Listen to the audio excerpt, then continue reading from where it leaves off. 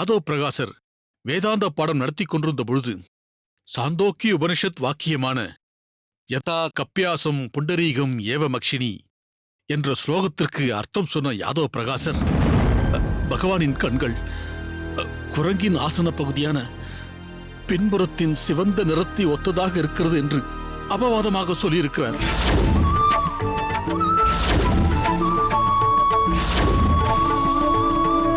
கேட்டீர்களா? இது எவ்வளவு பெரிய அபச்சாரம்! ஒரு வேதம் பயின்ற மகா பண்டிதர், சந்நியாச தர்மத்தை ஏற்றவர், பகவானின் திருக்கண்களுக்கு ஒரு அற்பமான பொருளை ஓமையாக சொல்கிறார் என்றால் கலி முற்றிவிட்டது என்றுதானே பொருள்? இந்த நேரத்தில் அடியேன் ஒன்றை குறிப்பிட்டுச் சொல்ல வேண்டும். மாயையா அபக்கிருத ஞானா என்று பகவான் கண்ணன் கூறுகிறார். அதாவது மாயையின் ஆதிக்கத்தால் அறிவு பேதலிக்கப்பட்டவர்கள் என்று இதற்கு பொருள்.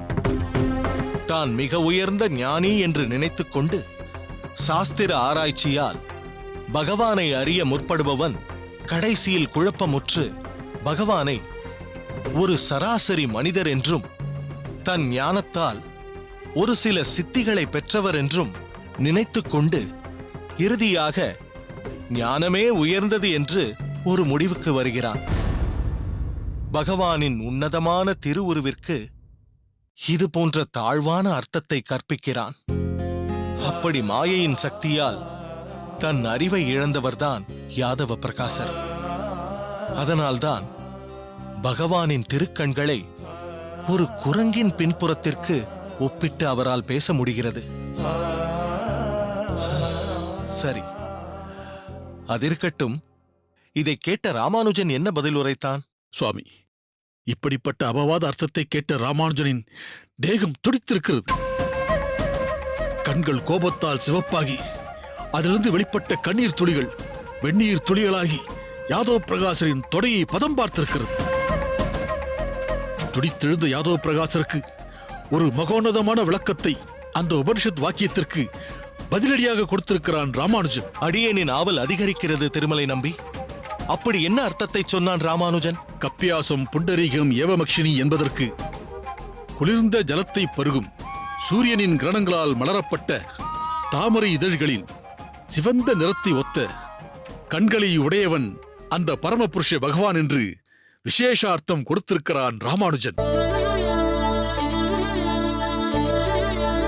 மேலும் தன் குருநாதரிடம் தாங்கள் கூறியது போல் தாழ்ந்த அர்த்தம் கற்பிப்பது தங்கள் அறிவுக்கு பொருந்தாது என்று தைரியமாக சொல்லியிருக்கிறான். ஆஹா ஆஹா! அடியேனின் நெஞ்சம் பெரும் உவகையால் துள்ளி குதிக்கிறது. பெரிய நம்பி, தெய்வவாரி, சற்று முன்புதானே உங்களிடம் பகவானின் திருக்கண்களின் விசேஷத்தை ஸ்லாகித்து சொல்லிக் கொண்டிருந்தேன். அதுவும் திருமலையில் உறையும் வேங்கட கிருஷ்ணனை பற்றி. என்ன ஒரு பொருத்தம் பார்த்தீர்களா? அந்த திருமலை அப்பனை போன்றே இந்த திருமலை நம்பி இங்கு வந்து நிற்கிறான். நாம் கொண்டாடி மகிழ்ந்த பகவானின் திருக்கண்களின் மேன்மையை மேலும் குதூகலிக்கும் வகையில் இவன் மருமான் ராமானுஜன் ஒரு அதி அற்புதமான விளக்கத்தை அருளியிருக்கிறான். எப்படிப்பட்ட விளக்கம்! இதுவரை எவரும் அளிக்காத ஒரு விசேஷ அர்த்தம். திருமலை நம்பி, அடியேனின் உள்ளத்தை கொள்ளை கொண்டான் உன் மருமான் ராமானுஜன். நீ சொன்ன விஷயத்தை கேட்டு அடியேனின் உடல் சிலிர்க்கிறது, உள்ளம் உருகுகிறது.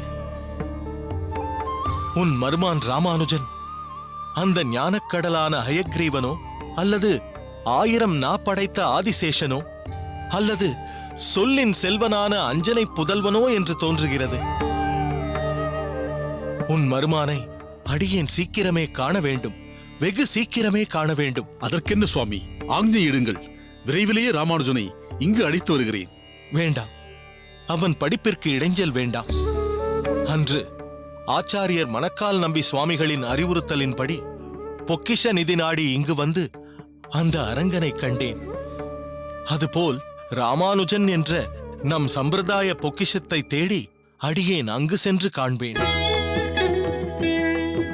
பெரிய நம்பி சுவாமி, அடியேன் சீக்கிரமே காஞ்சியம்பதிக்கு செல்ல நிச்சயித்து விட்டேன்.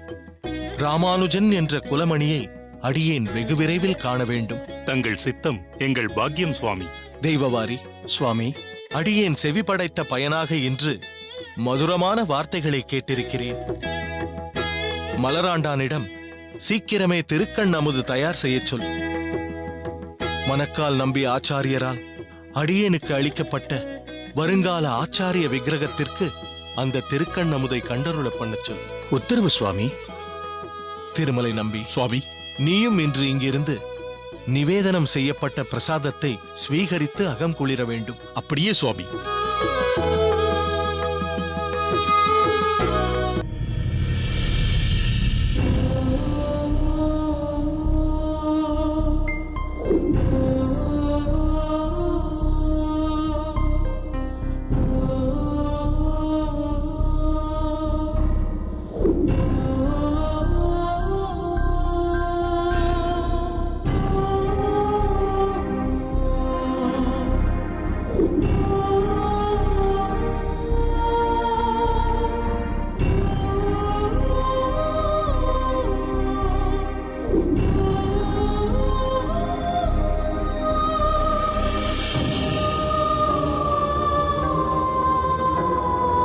மருத்துவரையும் மாற்றி பார்த்தோம், எந்த பலனும் இல்லை. கடந்த 20 நாழிகையாக இப்படியே இருக்கிறான். உடலில் எந்த அசைவும் இல்லை, சுவாச காற்று மட்டும் வந்து கொண்டிருக்கிறது. அடியேன் வேண்டுமென்றால் வேறு மருத்துவரை அழைத்து வரட்டுமா? எப்போது மருத்துவர் வந்து எப்பொழுது பார்த்து எப்போது குணமடைந்து? சுவாமி, அடியேன் சிறுக சிறுக நம்பிக்கை இழந்து வருகிறேன். அண்ணா, நானும் என்னால் முடிந்தவரை மனம் தளராமல் தான் இருந்தேன். இதற்கு மேல் என்னால் பொறுத்து கொள்ள முடியவில்லை. என்னால் தான், என் ஜாதகத்தினால் தான் இதெல்லாம் என்று நீயாக எந்த கற்பனையும் செய்து கொள்ளாதே.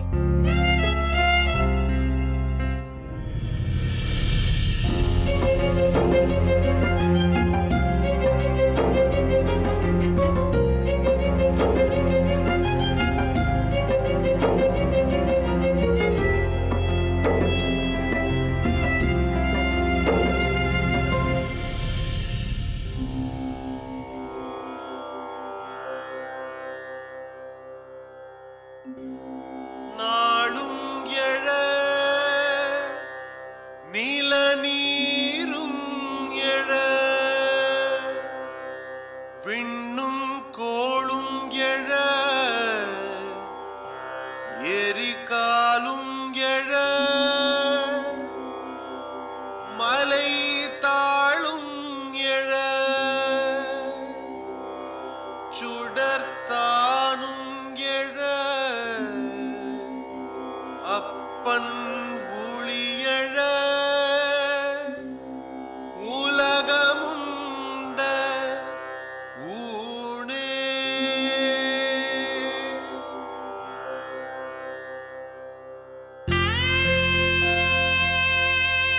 கோரேசா, நீயும் அந்த எம்பெருமானின் கருணைக்கு பாத்திரமானவன்தானே? எனவே சீக்கிரம் எழுந்து வா. இந்த பாசுரத்தின் அர்த்தம் என்னவென்றால், பகவான் பிரளய காலத்தில் சகல உலகங்களையும் தன் திருவாயால் விழுங்கினான். தன் உதரத்தில் வைத்து காத்தான். ஆனால் உள் சென்ற நிலமும் நீரும் நெருப்பும் காற்றும் பெருவெளியும் கோளும் தன் உருவத்தையும் தன்மையையும் இழந்து ஒருமித்து இருந்தன. இதை ஆழ்வார் மற்றொரு பாசுரத்தில் உலகமுண்ட திருவாயா என்கிறார். பிரளய காலத்தினில் உருகுலைந்து அழியாமல் அண்ட சராச்சரத்தையும் தன் திருவயிற்றில் வைத்துக் காக்கும் அந்த பெரும் கருணையாளனுக்கு இந்த ஒரு உயிரை காப்பது என்பது மிக மிக எளிதாயிற்றே. பிரளயத்திலிருந்து இந்த உலகை காத்தவன் அந்த பரந்தாமன். அப்படிப்பட்டவனுக்கு ஒரு உயிரை காப்பது என்பது மிக மிக எளிதானது. குரேசா, கண்களைத் திறந்து பார். அடியேன் ராமானுஜன் வந்திருக்கிறேன்.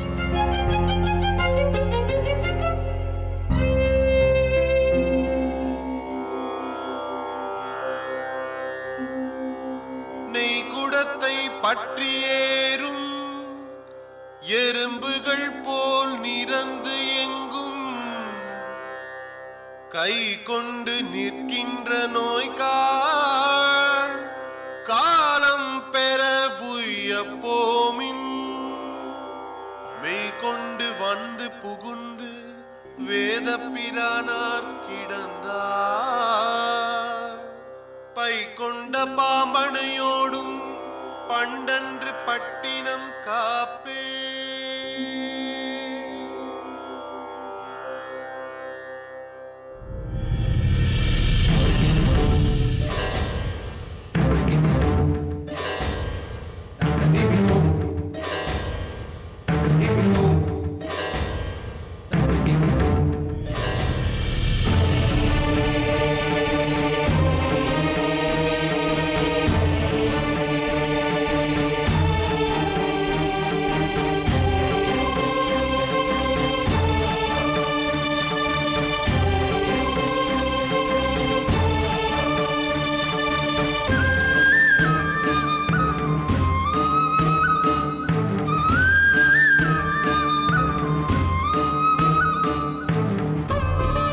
சுவாமி, சுவாமி, அண்ணா, இவருடைய இமைகள் அசைந்ததை கவனித்தீர்களா?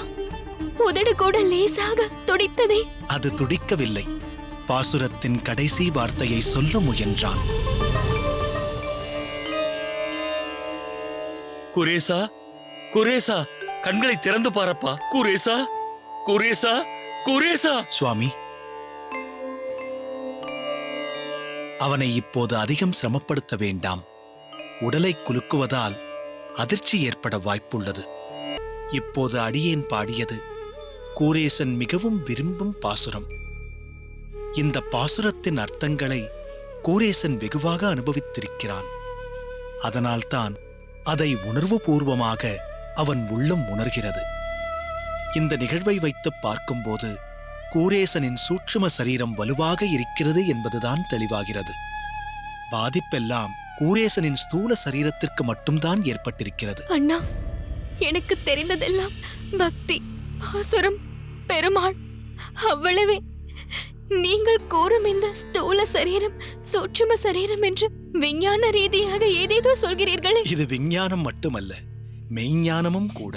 எதுவாக இருந்தாலும் என் சிறு மூளைக்கு எட்டவில்லை. என்னவென்று எனக்கு விளக்கி அருளுங்கள் அண்ணா. பூமி ராப்போ அனலோ வாயு கம்மனோ புத்தி ரேவச்சா அகங்காரம் இதி யம்மே பின்னா பிரகிருதி ரஷ்டதா. இது பகவத்கீதையில் பகவான் கண்ணனின் அருள்வாக்கு. ஒவ்வொரு ஜீவராசியும் இப்பூ உலகில் பிறக்கும் போது அதற்கு ஸ்தூல சரீரம், சூட்சும சரீரம் என்று 2 சரீரங்கள் உண்டு.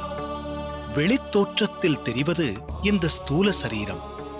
பூமி ராப்போ அனலோ வாயு கம், அதாவது இந்த ஸ்தூல சரீரமானது நீர், நிலம், நெருப்பு, காற்று, ஆகாயம் என்ற பஞ்சபூதங்களைக் கொண்டது. மனோபுத்தி ரேவச்சா அகங்கார், மனம், அறிவு, பொய்த்தன் உணர்வு, அதாவது அகங்காரம், இம்மூன்றும் சேர்ந்ததே ஆத்மாவை மறைத்திருக்கும் சூட்சும சரீரம். நமக்கு மரணம் நேரும் சமயத்தில் பஞ்சபூதத்திலான இந்த ஸ்தூல சரீரத்தை நெருப்பைக் கொண்டு எரிக்கிறோம் அல்லது மண்ணிற்குள் புதைக்கிறோம். எரித்தாலும் புதைத்தாலும் ஸ்தூல சரீரமானது பஞ்சபூதத்தில் சேர்ந்து நெருப்பிலோ அல்லது மண்ணிலோ கலந்து விடுகிறது. அதாவது மீண்டும் அந்த பஞ்சபூதங்களில் ஒன்றுடன் இந்த ஸ்தூல சரீரத்தை ஐக்கியப்படுத்துகிறோம். ஆனால் ஆத்மாவை மறைத்திருக்கும் சூட்சும சரீரமோ அழிவதே இல்லை. அது மீண்டும் ஆத்மா வேறொரு உடலை எடுக்கும் போது ஆத்மாவோடு அதுவும் பயணிக்கிறது. நான் இந்த உடல் என்று ஆத்மா எடுக்கும் ஒவ்வொரு உடலுடனும் தன்னை அடையாளப்படுத்திக் கொள்வது சூட்சும சரீரத்திற்குள் இருக்கும் பொய்த்தன் உணர்வு என்ற அகங்காரமே காரணம். சூட்சும சரீரத்தில் மனம் நமது பூர்வ ஜென்ம வாசனை, அதாவது சுபாவத்தை ஒவ்வொரு உடலிலும் உணரச் செய்கிறது. அறிவு என்பது நம்முடைய ஞானத்தை ஒவ்வொரு உடலிலும் உணரச் செய்கிறது. பொய்த்தன் உணர்வு என்பது தான் உடல் என்ற உணர்வை அகங்காரம் மூலமாக உணரச் செய்கிறது. இந்த அறிவு என்பது ஸ்தூல சரீரத்தில் உள்ள மூளையை குறிப்பிடுவது அல்ல. ஆத்மா ஸ்வயம் பிரகாசம் உள்ளதால் அதன் சுயத்தன்மையான ஆன்மீக அறிவு சூட்சும சரீரத்தின் மூலம் உணரப்படுகிறது. நமக்கு இருக்கும் இந்த ஆன்மீக ஞானம் என்பது அந்த சூட்சும சரீரத்தில் உள்ள அறிவில்தான் சென்றடையும்.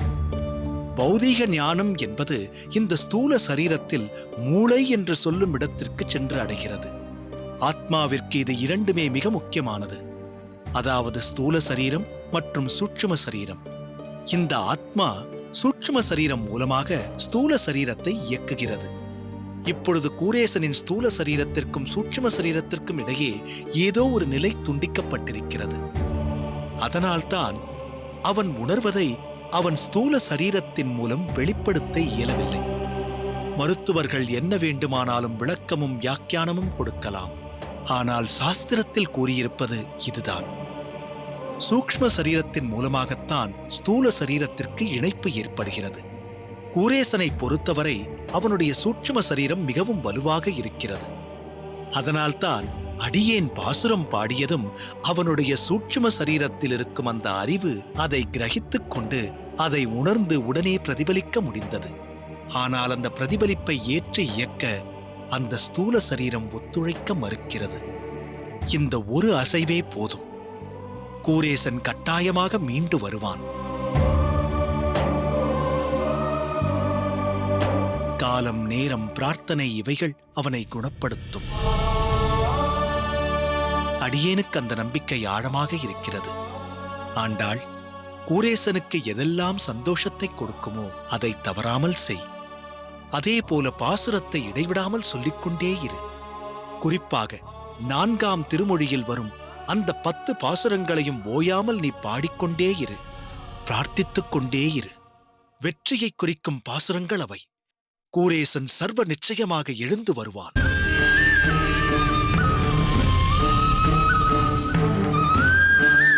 என்று உங்கள் எண்ணம் மாறி நல்லெண்ணம் தோன்றுகிறதோ அன்று நீங்கள் எங்களுடன் வரலாம். அதுவரை இந்த அகத்தில் சீதன வெள்ளாட்டியாகவே இருங்கள். சுகுமாரன் ஒளிப்பதிவில் யுவன் சங்கர் ராஜா இசையில் இந்த படத்தை இயக்கியிருக்காரு. சீனு ராமசாமி தயாரிச்சிருக்காங்க. ஸ்டுடியோ 9 சிறை.